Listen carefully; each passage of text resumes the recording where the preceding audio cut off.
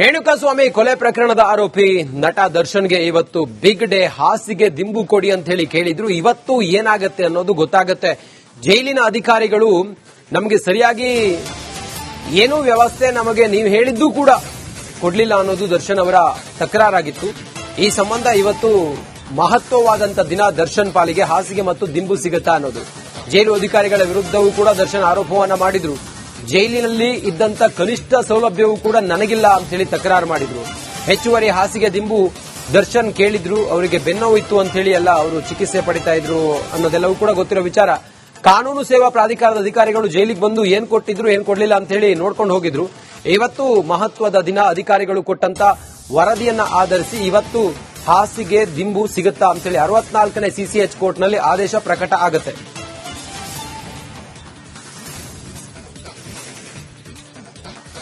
ನಮ್ಮ ಪ್ರತಿನಿಧಿ ಮಾದೇಶ್ ಈಗ ನೇರ ಸಂಪರ್ಕದಲ್ಲಿ ಹೆಚ್ಚಿನ ಮಾಹಿತಿಯೊಂದಿಗೆ ಲೈವ್ ಕನೆಕ್ಟ್ ಆಗಿದ್ದಾರೆ. ಮಾದೇಶ್, ಇವತ್ತು ದರ್ಶನ್ ಅವರಿಗೆ ಹಾಸಿಗೆ ದಿಂಬು ಸಿಗುತ್ತಾ? ಇದ್ರ ಹಿಂದೆ ಏನೇನಾಗಿತ್ತು? ದರ್ಶನ್ ವಾದ ಏನು?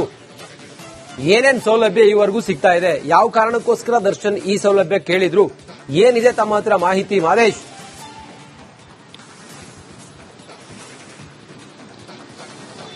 ರಂಜಿತ್, ಈಗಾಗಲೇ ದರ್ಶನ್ ರೇಣುಕಾಸ್ವಾಮಿ ಕೊಲೆ ಕೇಸ್ನಲ್ಲಿ ಕಳೆದ 2-3 ತಿಂಗಳಿಂದಲೂ ಕೂಡ ಪರಪನಗರ ಜೈಲಿನಲ್ಲಿ ಇದ್ದಾರೆ.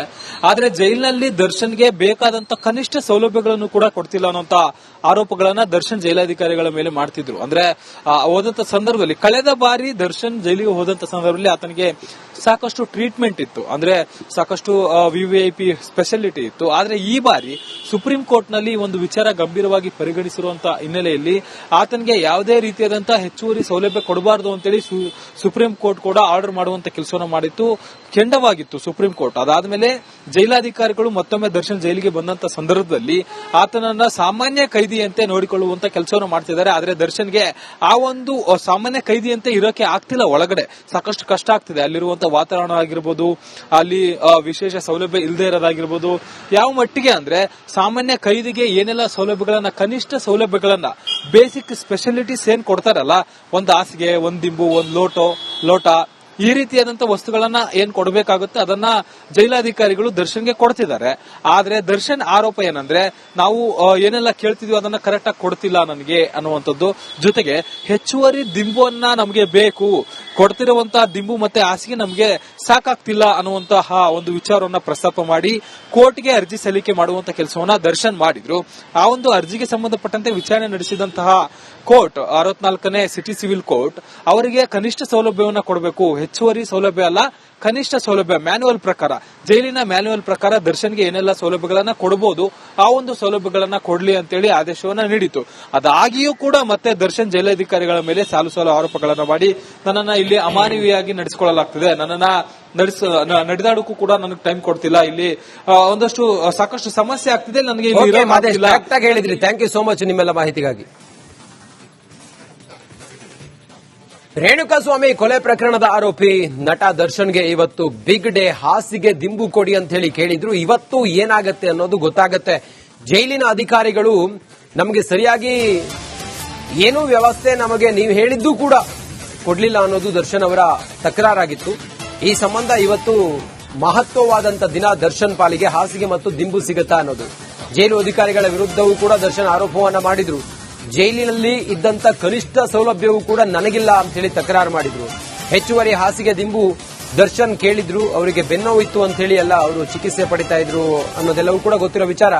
ಕಾನೂನು ಸೇವಾ ಪ್ರಾಧಿಕಾರದ ಅಧಿಕಾರಿಗಳು ಜೈಲಿಗೆ ಬಂದು ಏನ್ ಕೊಟ್ಟಿದ್ರು ಏನ್ ಕೊಡ್ಲಿಲ್ಲ ಅಂತ ಹೇಳಿ ನೋಡ್ಕೊಂಡು ಹೋಗಿದ್ರು. ಇವತ್ತು ಮಹತ್ವದ ದಿನ. ಅಧಿಕಾರಿಗಳು ಕೊಟ್ಟಂತ ವರದಿಯನ್ನ ಆಧರಿಸಿ ಇವತ್ತು ಹಾಸಿಗೆ ದಿಂಬು ಸಿಗುತ್ತಾ ಅಂತ ಹೇಳಿ 64ನೇ ಸಿಸಿಎಚ್ ಕೋರ್ಟ್ನಲ್ಲಿ ಆದೇಶ ಪ್ರಕಟ ಆಗುತ್ತೆ.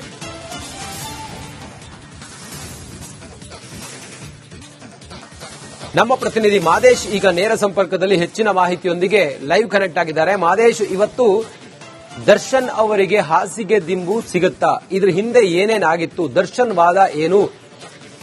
ಏನೇನ್ ಸೌಲಭ್ಯ ಈವರೆಗೂ ಸಿಗ್ತಾ ಇದೆ? ಯಾವ ಕಾರಣಕ್ಕೋಸ್ಕರ ದರ್ಶನ್ ಈ ಸೌಲಭ್ಯ ಕೇಳಿದ್ರು? ಏನಿದೆ ತಮ್ಮ ಹತ್ರ ಮಾಹಿತಿ ಮಾದೇಶ್?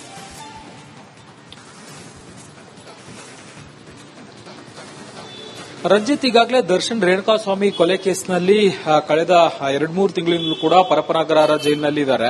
ಆದ್ರೆ ಜೈಲಿನಲ್ಲಿ ದರ್ಶನ್ಗೆ ಬೇಕಾದಂತ ಕನಿಷ್ಠ ಸೌಲಭ್ಯಗಳನ್ನು ಕೂಡ ಕೊಡ್ತಿಲ್ಲ ಅನ್ನೋಂತ ಆರೋಪಗಳನ್ನ ದರ್ಶನ್ ಜೈಲಾಧಿಕಾರಿಗಳ ಮೇಲೆ ಮಾಡ್ತಿದ್ರು. ಅಂದ್ರೆ ಹೋದಂತ ಸಂದರ್ಭದಲ್ಲಿ ಕಳೆದ ಬಾರಿ ದರ್ಶನ್ ಜೈಲಿಗೆ ಹೋದಂತ ಸಂದರ್ಭದಲ್ಲಿ ಆತನಿಗೆ ಸಾಕಷ್ಟು ಟ್ರೀಟ್ಮೆಂಟ್ ಇತ್ತು, ಅಂದ್ರೆ ಸಾಕಷ್ಟು ವಿವಿಐಪಿ ಸ್ಪೆಷಾಲಿಟಿ ಇತ್ತು. ಆದ್ರೆ ಈ ಬಾರಿ ಸುಪ್ರೀಂ ಕೋರ್ಟ್ ನಲ್ಲಿ ಒಂದು ವಿಚಾರ ಗಂಭೀರವಾಗಿ ಪರಿಗಣಿಸಿರುವಂತಹ ಹಿನ್ನೆಲೆಯಲ್ಲಿ ಆತನಿಗೆ ಯಾವುದೇ ರೀತಿಯಾದಂತಹ ಹೆಚ್ಚುವರಿ ಸೌಲಭ್ಯ ಕೊಡಬಾರದು ಅಂತೇಳಿ ಸುಪ್ರೀಂ ಕೋರ್ಟ್ ಕೂಡ ಆರ್ಡರ್ ಮಾಡುವಂತ ಕೆಲಸವನ್ನು ಮಾಡಿತ್ತು, ಕೆಂಡವಾಗಿತ್ತು ಸುಪ್ರೀಂ ಕೋರ್ಟ್. ಅದಾದ್ಮೇಲೆ ಜೈಲಾಧಿಕಾರಿಗಳು ಮತ್ತೊಮ್ಮೆ ದರ್ಶನ್ ಜೈಲಿಗೆ ಬಂದಂತ ಸಂದರ್ಭದಲ್ಲಿ ಆತನನ್ನ ಸಾಮಾನ್ಯ ಕೈದಿಯಂತೆ ನೋಡಿಕೊಳ್ಳುವಂತ ಕೆಲಸವನ್ನು ಮಾಡ್ತಿದ್ದಾರೆ. ಆದ್ರೆ ದರ್ಶನ್ಗೆ ಆ ಒಂದು ಸಾಮಾನ್ಯ ಕೈದಿಯಂತೆ ಇರೋಕೆ ಆಗ್ತಿಲ್ಲ, ಒಳಗಡೆ ಸಾಕಷ್ಟು ಕಷ್ಟ ಆಗ್ತಿದೆ. ಅಲ್ಲಿರುವಂತ ವಾತಾವರಣ ಆಗಿರ್ಬೋದು, ಅಲ್ಲಿ ವಿಶೇಷ ಸೌಲಭ್ಯ ಇಲ್ಲದೆ ಇರೋದಾಗಿರ್ಬೋದು, ಯಾವ ಮಟ್ಟಿಗೆ ಅಂದ್ರೆ ಸಾಮಾನ್ಯ ಕೈದಿಗೆ ಏನೆಲ್ಲ ಸೌಲಭ್ಯಗಳನ್ನ, ಕನಿಷ್ಠ ಸೌಲಭ್ಯಗಳನ್ನ, ಬೇಸಿಕ್ ಸ್ಪೆಷಾಲಿಟೀಸ್ ಏನ್ ಕೊಡ್ತಾರಲ್ಲ, ಒಂದ್ ಹಾಸಿಗೆ, ಒಂದ್ ದಿಂಬು, ಒಂದ್ ಲೋಟ ಈ ರೀತಿಯಾದಂತಹ ವಸ್ತುಗಳನ್ನ ಏನ್ ಕೊಡಬೇಕಾಗುತ್ತೆ ಅದನ್ನ ಜೈಲಾಧಿಕಾರಿಗಳು ದರ್ಶನ್ಗೆ ಕೊಡ್ತಿದ್ದಾರೆ. ಆದ್ರೆ ದರ್ಶನ್ ಆರೋಪ ಏನಂದ್ರೆ, ನಾವು ಏನೆಲ್ಲ ಕೇಳ್ತಿದ್ವಿ ಅದನ್ನ ಕರೆಕ್ಟ್ ಆಗಿ ಕೊಡ್ತಿಲ್ಲ ನನಗೆ ಅನ್ನುವಂಥದ್ದು. ಜೊತೆಗೆ ಹೆಚ್ಚುವರಿ ದಿಂಬುವನ್ನ ನಮಗೆ ಬೇಕು, ಕೊಡ್ತಿರುವಂತಹ ದಿಂಬು ಮತ್ತೆ ಹಾಸಿಗೆ ನಮಗೆ ಸಾಕಾಗ್ತಿಲ್ಲ ಅನ್ನುವಂತಹ ಒಂದು ವಿಚಾರವನ್ನ ಪ್ರಸ್ತಾಪ ಮಾಡಿ ಕೋರ್ಟ್ಗೆ ಅರ್ಜಿ ಸಲ್ಲಿಕೆ ಮಾಡುವಂತ ಕೆಲಸವನ್ನ ದರ್ಶನ್ ಮಾಡಿದ್ರು. ಆ ಒಂದು ಅರ್ಜಿಗೆ ಸಂಬಂಧಪಟ್ಟಂತೆ ವಿಚಾರಣೆ ನಡೆಸಿದಂತಹ ಕೋರ್ಟ್, 64ನೇ ಸಿಟಿ ಸಿವಿಲ್ ಕೋರ್ಟ್, ಅವರಿಗೆ ಕನಿಷ್ಠ ಸೌಲಭ್ಯವನ್ನ ಕೊಡಬೇಕು, ಹೆಚ್ಚುವರಿ ಸೌಲಭ್ಯ ಅಲ್ಲ, ಕನಿಷ್ಠ ಸೌಲಭ್ಯ ಮ್ಯಾನ್ಯುವಲ್ ಪ್ರಕಾರ, ಜೈಲಿನ ಮ್ಯಾನ್ಯುವಲ್ ಪ್ರಕಾರ ದರ್ಶನ್ಗೆ ಏನೆಲ್ಲ ಸೌಲಭ್ಯಗಳನ್ನ ಕೊಡಬಹುದು ಆ ಒಂದು ಸೌಲಭ್ಯಗಳನ್ನ ಕೊಡ್ಲಿ ಅಂತೇಳಿ ಆದೇಶವನ್ನ ನೀಡಿತು. ಅದಾಗಿಯೂ ಕೂಡ ಮತ್ತೆ ದರ್ಶನ್ ಜೈಲಾಧಿಕಾರಿಗಳ ಮೇಲೆ ಸಾಲು ಆರೋಪಗಳನ್ನ ಮಾಡಿ ನನ್ನನ್ನ ಇಲ್ಲಿ ಅಮಾನವೀಯವಾಗಿ ನಡೆಸಿಕೊಳ್ಳಲಾಗ್ತಿದೆ, ನನ್ನನ್ನ ನಡೆದಾಡಕ್ಕೂ ಕೂಡ ನನಗೆ ಟೈಮ್ ಕೊಡ್ತಿಲ್ಲ, ಇಲ್ಲಿ ಒಂದಷ್ಟು ಸಾಕಷ್ಟು ಸಮಸ್ಯೆ ಆಗ್ತಿದೆ, ನನಗೆ ಕರೆಕ್ಟ್ ಆಗಿ ಹೇಳಿದ್ರಿ. ಥ್ಯಾಂಕ್ ಯು ಸೋ ಮಚ್ ನಿಮ್ಮೆಲ್ಲ ಮಾಹಿತಿಗಾಗಿ. ರೇಣುಕಾಸ್ವಾಮಿ ಕೊಲೆ ಪ್ರಕರಣದ ಆರೋಪಿ ನಟ ದರ್ಶನ್ಗೆ ಇವತ್ತು ಬಿಗ್ ಡೇ. ಹಾಸಿಗೆ ದಿಂಬು ಕೊಡಿ ಅಂತ ಹೇಳಿ ಕೇಳಿದ್ರು. ಇವತ್ತು ಏನಾಗತ್ತೆ ಅನ್ನೋದು ಗೊತ್ತಾಗತ್ತೆ. ಜೈಲಿನ ಅಧಿಕಾರಿಗಳು ನಮಗೆ ಸರಿಯಾಗಿ ಏನೂ ವ್ಯವಸ್ಥೆ ನಮಗೆ ನೀವು ಹೇಳಿದ್ದು ಕೂಡ ಕೊಡ್ಲಿಲ್ಲ ಅನ್ನೋದು ದರ್ಶನ್ ಅವರ ತಕರಾರಾಗಿತ್ತು. ಈ ಸಂಬಂಧ ಇವತ್ತು ಮಹತ್ವವಾದಂತ ದಿನ ದರ್ಶನ್ ಪಾಲಿಗೆ. ಹಾಸಿಗೆ ಮತ್ತು ದಿಂಬು ಸಿಗುತ್ತಾ ಅನ್ನೋದು ಜೈಲು ಅಧಿಕಾರಿಗಳ ವಿರುದ್ಧವೂ ಕೂಡ ದರ್ಶನ್ ಆರೋಪವನ್ನ ಮಾಡಿದ್ರು. ಜೈಲಿನಲ್ಲಿ ಇದ್ದಂತ ಕನಿಷ್ಠ ಸೌಲಭ್ಯವೂ ಕೂಡ ನನಗಿಲ್ಲ ಅಂತ ಹೇಳಿ ತಕರಾರು ಮಾಡಿದ್ರು. ಹೆಚ್ಚುವರಿ ಹಾಸಿಗೆ ದಿಂಬು ದರ್ಶನ್ ಕೇಳಿದ್ರು, ಅವರಿಗೆ ಬೆನ್ನೋವು ಇತ್ತು ಅಂತ ಹೇಳಿ ಎಲ್ಲ ಅವರು ಚಿಕಿತ್ಸೆ ಪಡಿತಾ ಇದ್ರು ಅನ್ನೋದೆಲ್ಲವೂ ಕೂಡ ಗೊತ್ತಿರೋ ವಿಚಾರ. ಕಾನೂನು ಸೇವಾ ಪ್ರಾಧಿಕಾರದ ಅಧಿಕಾರಿಗಳು ಜೈಲಿಗೆ ಬಂದು ಏನ್ ಕೊಟ್ಟಿದ್ರು ಏನ್ ಕೊಡ್ಲಿಲ್ಲ ಅಂತ ಹೇಳಿ ನೋಡ್ಕೊಂಡು ಹೋಗಿದ್ರು.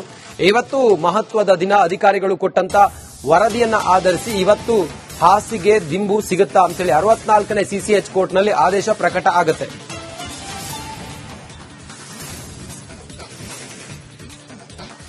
ನಮ್ಮ ಪ್ರತಿನಿಧಿ ಮಾದೇಶ್ ಈಗ ನೇರ ಸಂಪರ್ಕದಲ್ಲಿ ಹೆಚ್ಚಿನ ಮಾಹಿತಿಯೊಂದಿಗೆ ಲೈವ್ ಕನೆಕ್ಟ್ ಆಗಿದ್ದಾರೆ. ಮಾದೇಶ್, ಇವತ್ತು ದರ್ಶನ್ ಅವರಿಗೆ ಹಾಸಿಗೆ ದಿಂಬು ಸಿಗುತ್ತಾ? ಇದ್ರ ಹಿಂದೆ ಏನೇನಾಗಿತ್ತು? ದರ್ಶನ್ ವಾದ ಏನು?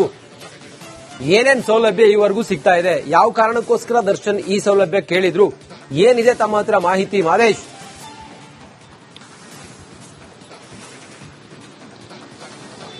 ರಂಜಿತ್, ಈಗಾಗಲೇ ದರ್ಶನ್ ರೇಣುಕಾಸ್ವಾಮಿ ಕೊಲೆ ಕೇಸ್ನಲ್ಲಿ ಕಳೆದ 2-3 ತಿಂಗಳಿಂದಲೂ ಕೂಡ ಪರಪ್ಪನಗ್ರಹಾರ ಜೈಲಿನಲ್ಲಿ ಇದ್ದಾರೆ.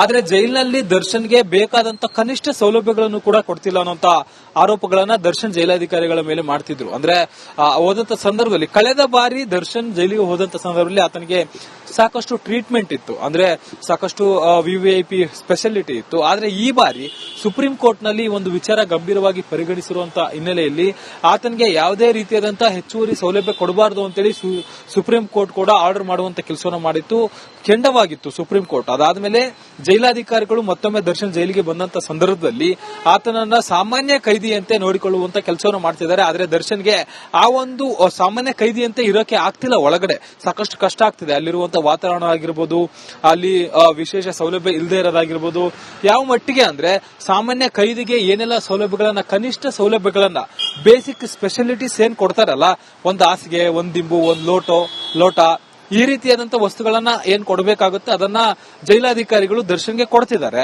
ಆದ್ರೆ ದರ್ಶನ್ ಆರೋಪ ಏನಂದ್ರೆ, ನಾವು ಏನೆಲ್ಲ ಕೇಳ್ತಿದ್ವಿ ಅದನ್ನ ಕರೆಕ್ಟ್ ಆಗಿ ಕೊಡ್ತಿಲ್ಲ ನನಗೆ ಅನ್ನುವಂಥದ್ದು.